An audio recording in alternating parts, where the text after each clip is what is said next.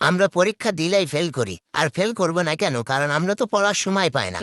এই যে ৩৬৫ দিনে ১ বছর, এই ১ বছরের মধ্যে ৫২ দিন শুধু শুক্রবার, আর এই ৫২ দিন শুক্রবার বাদ দিলে থাকে কত? ৩১৩ দিন। আচ্ছা। আর এই ৩১৩ দিনের মধ্যে শীতকাল, গ্রীষ্মকাল, বর্ষাকাল বাবদ ছুটি রয়েছে কমপক্ষে ৫০ দিন। আর এই ৫০ দিন বাদ দিলে থাকে কত? ২৬৩ দিন।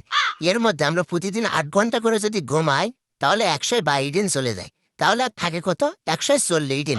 আবার এর মধ্যে ২ ঘন্টা করে আমরা যদি প্রতিদিন গার্লফ্রেন্ডের পিছনে ব্যয় করি, তাহলে ৩০ দিন চলে যায়। তাহলে আর থাকে কত? ১০০ দিন।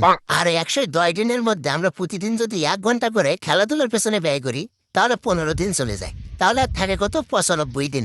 আবার আমরা প্রতিদিন ২ ঘন্টা করে খাওয়া এবং গোসল করার পেছনে ব্যয় করলে ৩০ দিন চলে যায়। তাহলে আর থাকে কত? ৬৫ দিন। এর মধ্যে আমরা প্রায় পরীক্ষাতে খালি ৩৫ দিন। আর এই ৩৫ দিন বাদ দিলে থাকে কত? মাত্র ৩০ দিন।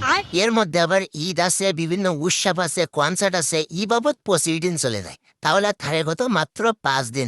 আবার এই ৫ দিনের মধ্যে আমরা বছরে অসুস্থ থাকি খালি কমপক্ষে ৩ দিন। তাহলে এই ৩ দিন বাদ দিলে থাকে কত? মাত্র ২ দিন। আবার এই ২ দিনের মধ্যে আমরা বছরে তো কমপক্ষে ১ দিন ঘুরতে যাব। আর এই ১ দিন বাদ দিলে থাকে কত? মাত্র ১ দিন।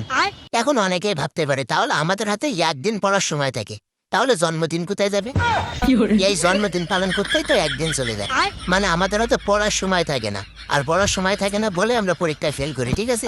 আর এটাই হলো আমাদের পরীক্ষায় ফেল করার আসল কারণ।